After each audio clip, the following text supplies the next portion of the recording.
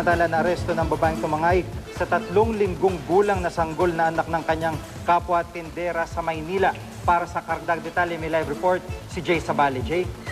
Gigi, maigpit ang yakap ng inang ito sa kanyang 3 linggong gulang na anak matapos ma-recover ang sanggol mula sa suspect na tumangay sa bata. Kwento ng ina na isang vendor kinuha ang kanyang baby habang natutulog sila sa baywalk. Ang suspect, isa rin naman ng vendor sa lugar na si Melanie Inocencio, 22 anyos. Kinausap pa raw siya ng suspect bago sila natulog ng anak.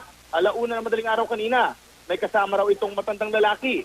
Agad humingi ng tulong ina sa mga pulis nang makita niyang wala na ang sanggol. Ayon sa impormasyong nakalap ng mga pulis, papunta ng loto ng suspect kaya inalarma nila ang police station doon. Nagpalabas agad ng pulis sa may area at nakita nga bandang 7:30 ng umaga ang suspect na sa may fountain at dala ang bata. Nung nilapitan ng mga pulis ang suspect, sinubukan pa nitong tumakbo papunta post office pero na-corner siya. Sa investigasyon, lumalabas na dati na raw ibinibenta ng suspect ang dalawa niyang anak. Paratang na itinanggi ng suspect. Nasa kustudiya na ng MPD ang suspect kung saan sasampan siya ng kasong kidnapping. Sige. Maraming salamat, Jay Sabali.